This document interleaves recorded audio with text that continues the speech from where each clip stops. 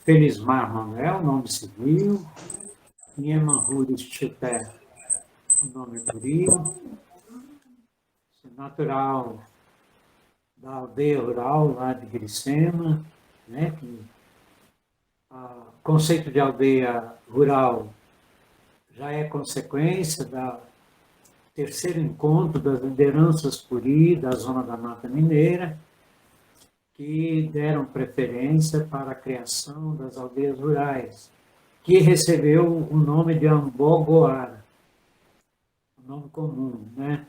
Toda aldeia rural ou distrital, de preferência rural, ela era chamada de Ambogoara, primeiro porque o nosso subgrupo puri é o Zambori, né? O Ambori. O Ambori, ele tem o compromisso de todo local onde tivesse uma casa familiar ter uma árvore plantada, uma árvore frondosa, que é o local de repouso dos espíritos quando há o desencarne, quando há a passagem, quando morre alguém. O Lamã, um espírito imortal, fica hospedado na árvore frondosa até serem chamados por Tupã, Ambogaiúma, para serem iluminados com a luz de Docora e se tornarem encantados. Por isso que as aldeias rurais, ela recebeu o nome de Ambogoara. É Ambó de árvore frondosa e Goara de habitação familiar, né? O lar, nosso conceito de lar. E o meu livro, né, esse livro que a gente está tentando trazer reminiscências lá da convivência, né, nas aldeias do povo puri. Convivência essa que eu tenho participação consciente desde muito cedo, né, que eu recebi a minha formação puri, já lá, de 0 a 6 anos. Geralmente, essa formação operada pela mãe até os 3 anos, fortemente, com assistência do Opetarré, e do Opetarré predominante, de 3 a 6 anos, com também assistência da mãe. E depois disso, a gente passa para a orientação do Opeantar, que é a autoridade máxima da aldeia rural, né, da Ambogoara. Então, na realidade, esse livro, ele registra um vocabulário dos falares e fazeres do povo puri daquela região, que na realidade era a Ambogoara da fazenda dos Gregórios, que era onde eu vivia, a aldeia distrital de Tuiuitinga, que era um local de diálogo com os técnicos e cientistas da época, em pé de igualdade, e a Ambogoara do Valão, lá do pé da Serra de Tuiutinga. Eu tinha interatuação nessas 3 aldeias. E eu funcionei como um tipo de missionário que tinha uma escola no povoado de Cruzeiro, que é região da Fazenda dos Gregórios.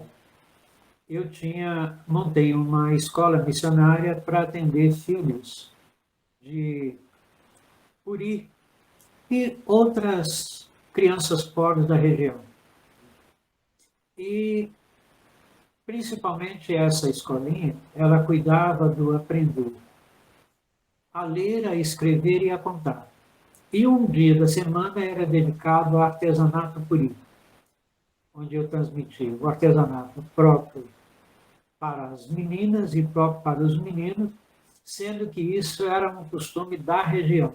não era necessariamente um costume puri, mas o povo da região tinha tipo de arte que era mais feminino e tipo que era mais masculino. E eu era encarregado, o único responsável pela escola, então tinha que ensinar o masculino e o feminino. Mas eu tirava de boa tudo isso, não tinha problema nenhum. E, pelo êxito dessa escola, eu acabei sendo nomeado pela prefeitura do município de Glicema para ser o professor da escola Rufino da Silva, Felício Rufino da Silva, que era a escola do Valão. E ao assumir essa escola, eu não observei que as crianças ignoravam totalmente termos da língua puri, costumes dos fazeres puri. Então, eu comecei a organizar um vocabulário, utilizando as letras de A a Z e escrevendo como era pronunciado em língua portuguesa. Quer dizer, como era pronunciado em puri, eu escrevia em língua portuguesa, graças a uma regra de escrita que tinha sido elaborada por um outro puri, Juca Puri, que tinha melhor formação acadêmica. Então, ele preparou essas regras de escrita, que era para socorrer os puris no período que as autoridades proibiram o uso da língua. Desde 1938, que havia uma certa perseguição, então, em 1943, o tio Juca elaborou essas regras, que nós utilizamos ela de um modo muito intenso de 1947 a 1949, que é quando se proibiu. Na realidade, não era proibido o puri, era proibido o uso da língua brasílica, que era falada na região também, que era o Anhangabaú. Mas as autoridades não sabiam distinguir se o que a gente estava falando era puri ou era Anhangabaú. Em consequência, acabou inibindo o uso da língua puri também.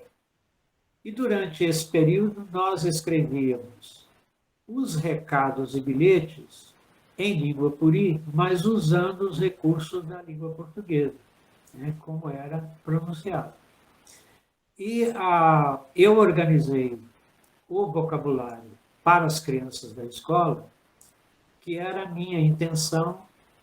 Em 1957, eu elaborei. Em 1958, eu ia aplicar esse vocabulário e fazer a testagem do efeito que produzira junto à comunidade. Porque nesse período de 57, já não havia mais perseguição, não havia razão para não se usar a língua. Infelizmente, eu não pude dar continuidade, tive que vir para o Rio de Janeiro, onde eu já tinha outros familiares aqui, trouxe esse material, que graças a Deus agora, com o trabalho da Carmelita, trabalho acadêmico dela, a gente pôde recuperar em forma de livreto. É claro que hoje existem outras palavras da língua puri, além dessa que consta aí. Mas as que constam nesse livro foram aquelas que eu montei para resgate da cultura puri daquela região. O município de Glicema, ele tem uma área territorial bastante ampla, e as áreas onde prevaleceu ainda a convivência da cultura puri foi a área de Glicema, principalmente a região próxima a Tuitinga. Eu espero que todos que têm interesse pela língua, os parentes, os sapê, têm interesse pela língua, possam encontrar nesse livreto algum subsídio. E, naturalmente, que a gente fica sempre à disposição para tirar alguma dúvida, se for possível, a gente esclarecer.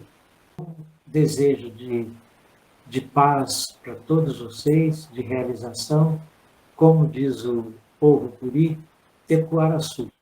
Tecuaraçu, gente, é um termo muito valorizado na cultura puri, porque faz parte da prática, vamos dizer assim, a estratégia para o bem viver do povo. Tecu é paz, Ara é coletivo. Então, Tecoara quer dizer coletivo de paz. Por que isso?